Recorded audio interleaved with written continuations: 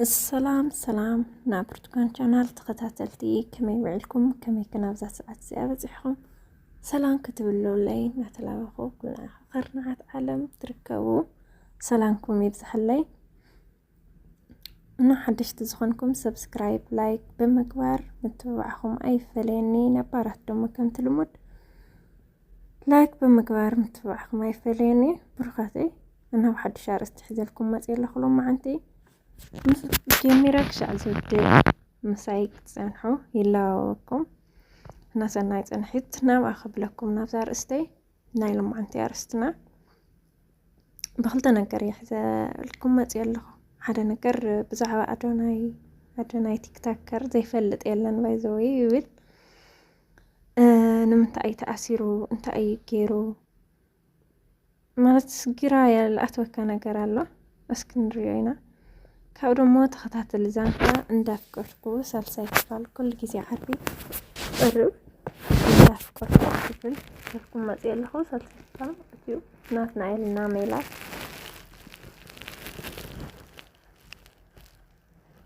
ዝኾነ ብዛዕባ ኣዶናይ ቲክታከር ተታሒዘ ኣሎ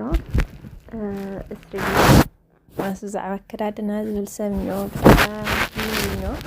ግን ኣነ ኣከዳድና ብጣዕሚ ጥርሽ ወዲ እዩ ዝወፀ የብሊ እንታይ እሞ ከም ሓሊፍሉ ሰሪሑ ሰብ ሓጊዙ እዚሲ ክበረታዕ ዝግብኦ ነይሩ ብሓቂ ብርታዕ ምባል ደኣዩ ነይሩ እምበር ነዚ እስሬት ኣይግባእ ነይሩ ብቻ መዋፅእቲ ይፍጠረሉ እስኪ ሓደ ነገር ኣድኡ ዝበለቶ ነገር ኣሎ ከኸቦ እዩ ኢላቶ ሓቂ ከኸዋ ንዓ ብቻት ኣይኮነይሲ ንኹሉ ህዝቢ ከኸቡ እዩ ዝወዲ እዚ ህፃን እዚ ብህፃኑ በልሕ ጠንካራ ናይ እንጀራ ሰብ ሰሪሕኻ ከም ዝቕየር ዘምሃረ ንብዙሓት ዘበራትዐ ንብዙሓት ዘተባብዐ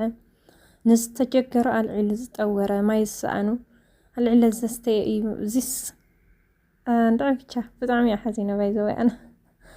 ምትብዓን ካሊእ እንታይ ይግብኦ ነይሩ እምበር ነዚ እስር ቤት ኣይግብኦ ነይሩ ብሓቂ ስደት የብቅዕ ካናዳ ገዲፎ ዓዲ ሰሪሑ ክቕየር ከሎሲ ንምንታይ ዘይተሰደድካ ይበሃል ዲኻ እንታይ ዓይነት መራሒ እዩ ዘለና ግን ከመይ ዓይነት እዩ ዝተሓሳስባ እዚ ማዝዚኣቶም ሓያል ጠያቕቲ ትጠይቖምስ እንታይ እዮም ክብሉ እንታይ ገይሩ እዩ ክበሃል ዝወዲ እዚ ፍምስግጥ ዋላ እዚ ኢሉስ ኣነ ይሓጠለይ ብቻ ፍምስግጥ ስለ ዝበለሲ ክእሰር ኣይግብኦይ ዋላ ክዳን ዝተኸደነ ከደን ክእሰር ኣይግብኦይ ቢያንስ ዋላ መቕፃዕቲ 24 ሰዓት እኮ ይኾን ዝኸፍአ ዝገደደ ነገር ተኾይኑ ማለት እዩ ብቻ እስኪ ብዙሕ ዘረባ ኣይክእልን እግዚአብሔር ኣምላኽ እመቤታችን ማርያም ናበለስ ባዕላ እመቤታችን ማርያም መዋፅእቲ ትፍጠረሉ ምስኡ ትኹን እምበር ኣለው 5 ቆልዓ ኣለው ወይ መስለኒ ብሽም ድንግል ማርያም ባዕለይ ክሕብሕቦም ባዕለይ ከውፅኦም ኢሉ ዘምፅኦም ኣብ ጎዳና ዝሓድር ዝነበሩ ዒሉ ዝጥውሮም ንሳቶም እውን እግዚአብሔር ኣምላኽ ንዓኦም ክብል ስትናታቶም ፀሎት እውን ይመላሉ እዩ መዋፅእቲ ይፍጠረሉ ክብል ይደሊ እና ወየ ሰምዓ ይብልና እምበር ብዙሕ ተናገርና ነርና ግን ስመን ክሰምዐና ወስንትስሐቕ እምበር ካድኻስ ካሊእ እዩ ማስኣዚ ከዓ ተሓዝን ከምዚ ንቑሕ ትግራዋይ በልሕ ሃገር ክቕይር ዝደሊ ሰብ ዝሕግዝ ናብ እንጀራ ዝጓየ ሰብ ንምንታይ ደኣቶም ለያው ዘይኣስርዎም ንምንታይ ደኣቶም ናማቶም ገንዘብ በሊዖም ዝኽሎም ደቂ ዓረብ ሰሪሐን መዓት ኣሕዋትና ናበልዓ ዕማራይ ካሊእ ከይኖም ንሳቶም ዓዲ መኪና ብልዕሊ መኪና ገዛ ብልዕሊ ገዛ ንሳተን ግን ኣብዚ መሳኪን ቁርሲ ምሳሕ ጓ ዘይብላ ለይትን ቀትርን ደፋእና በላ ብስራሕ ክሓልፈልና ኢለን እናታተን ርሃፅ ዝበልዑ ዳኣ ንምንታይ ለይኣስርዎም ንምንታይ ላብ ሕጊ ዘይቀሩ ቶም ነብሲ ዝቐትሎ ዓዲ ቶም ለያው ዳኣ ዘይእሰሩ ፅቡቕ መርአያ ኮይኑ ጳጳሳት ፈትዮምጉ ህዝቢ ፈትይዎ ሙስሊም ፈትይዎ ካሊእ ፈትይዎ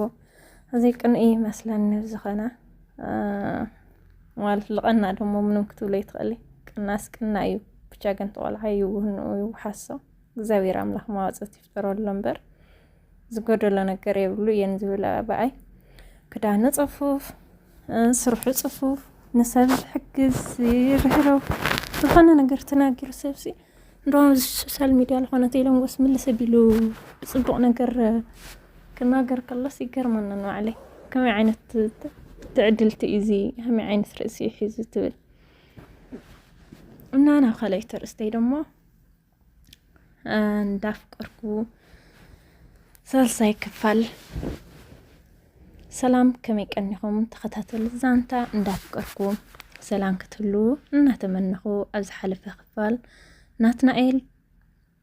ናትናኤል ሜላት ደሃይ ብዘይ ምግባራ ተሻቂሉ ንገዛ እንዳ ሜላት ከይዱ ነዲኣ ምስ ረኸበነ ገንጨርጨር ኢለን ዝኢለን ተመሊሰን ዝብል ነይሩ ተደናጊፁ ብነገር ተቐቢሎንኦ ዘፈነው ምስ ይዓርኩውን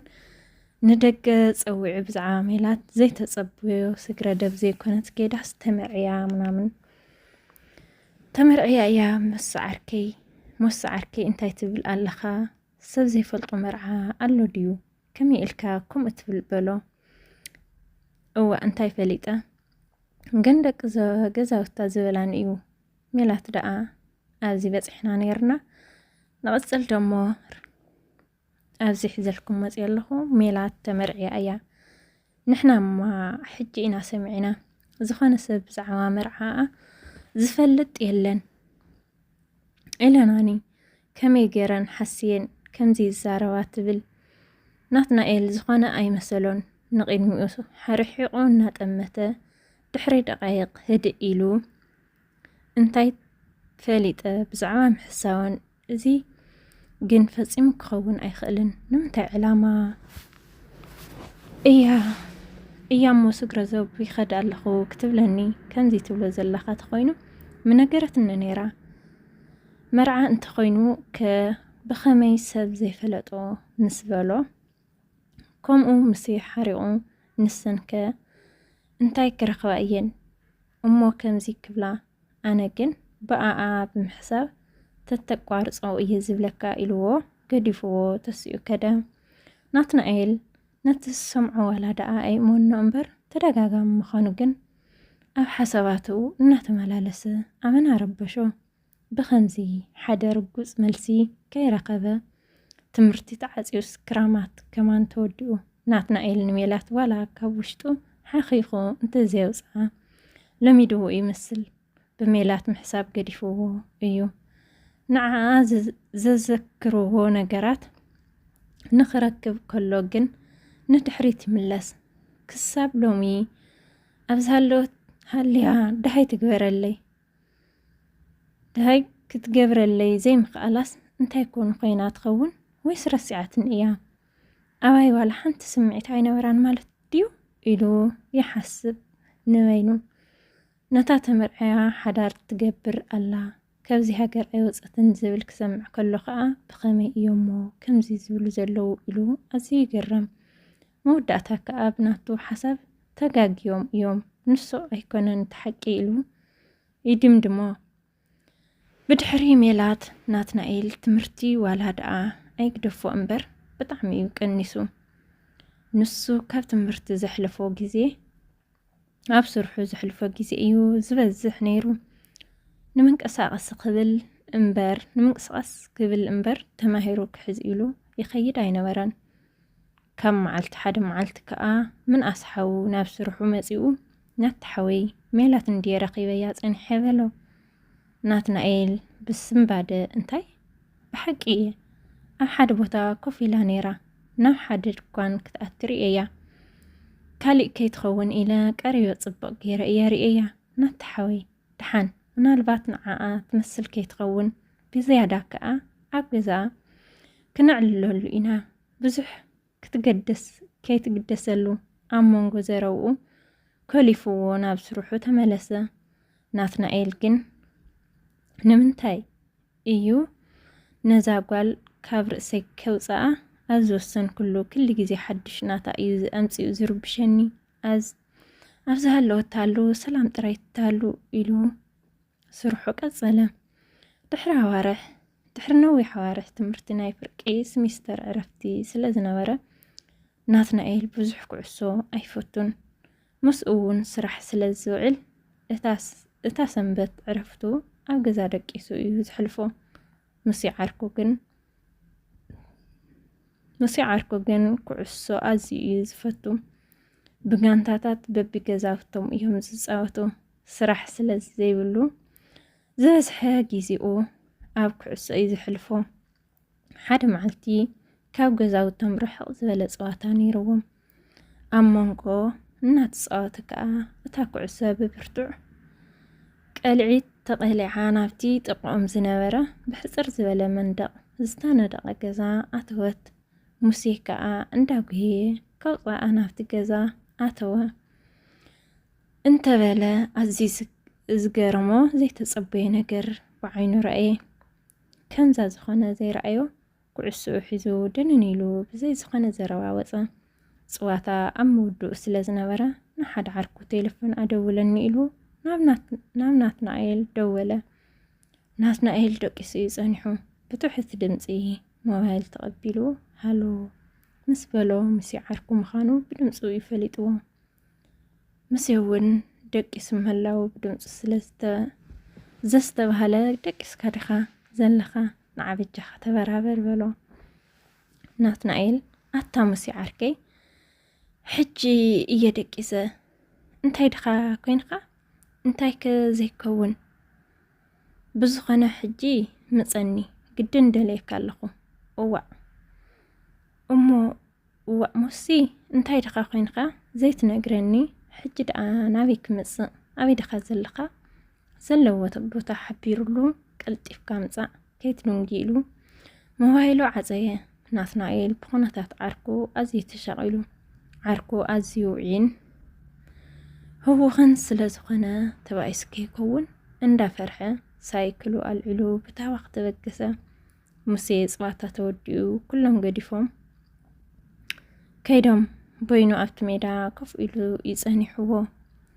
ናትናኤል ዓርኩ እንታይ ከም ዝኾነ ክፈልጥ ብታዋኽ እና ላሕላሕ ኢሂታ እንታይ ኢኻ ኮይንካ ደሓን ዲኻ በሎ። ናቲ ዓርከይ ደሓንየ ኣፀጊዕያ ሞታ ሳይክል ቁርብ ተረጋጋእ ኣፀጊዕዋ ኮፍ እንዳበለ ሙሲ እንታይ ድኻ ኮይንካ ደጊሙ ሓተቶ። ናቲ ዓርከይ ነዛ ናይ ሎማዓንቲ መዓልቲ ኣዝየ ዘመስግና ኣዝዩ ዘገርም እዩ። እታ ብዝበለትካ ኣሚንካ ወትሩ ትሸቐልላን ዝሰማዕኽዎ ሓሰት እዩ ንሱ ኣይኮነን ተሓቂ ትብለና ዝነበርካ ሜላት ሎሚ ብዓይነ ይርአያ። እዋ መሱ ዓርከይ ይርደእካ ኣሎ ሜላት ብዓይነ ርአያ ኢኻ ትብል ዘለኻ እወ ነዚ እውን ዲኻ ዘይተኣምነሉ ብኣፃብዑ ተኣመልኪቱ ኪድ ኣብታ ገዛ ኣላትካ እምበር ንስኻስ ተኣምን ኣይትመስልን ኢኻ። መሱ ዓርከይ ዘይኣምነካ ኮይና ኣይኮንኩን ኣይትሕረቕ ግን ሕጂ ከይድና ንረኽባ ደስ ምበለኒ ሰብ ንሰብ ይመስል ክኸውን ይኽእል እዩ። ናይ ላግፂ ዝመስል ብሓቂ ዝረእኽዎ እውን ክትክሕደኒ ንስኻ ኪድ ኣነ ግን ኣይከድን እየ ብሕርቃን መለሰሉ። መሱ ዓርከይ ደሓን ንገብሮ ደኣ ካብ በይነይ ዝኸይድ ግን ንዓናይ ኣካይደኒ ግድን ክረኽባ ኣለን ንበሎ። ሙሴ ሓመዱ እናነገፈ ንስኻ ኣይትሰምዕን ዲኻ ንዓይ ኢሉ ቀዲምዎ ተበገሰ። ኣብቲ ገዛ እቱ ምስ በሉ ሜላት ኣብቲ ደገ ኮፍ ኢላ ቆልዓ ተፃውፅ ፀንሐቶም። ናትናኤል ከምዛ ዘይነገሮ ብዓይኑ ምስ ረኣያ ኣዝዩ ሰንቢዱ። ሜላት እውን ርኢ ምስ ኣበለቶ ብስምባዴ ናቲ ኢላ ኣብዚ ሳልሳይ ክፋል ተሰምና ኣለና። ራብዓይ ክፋል ደሞ ኣብ ቀፃሊ ዓርቢ ለልኩም ክመፅእ ሰናይ ፀንሒት ሰናይ ፀቅነ ፅንልኩም ስለ ዝዳወፅኩምኒ ኣዝየ ዘመስግን ዘኽብረኩም ዝፈትወኩም ሰሰናይ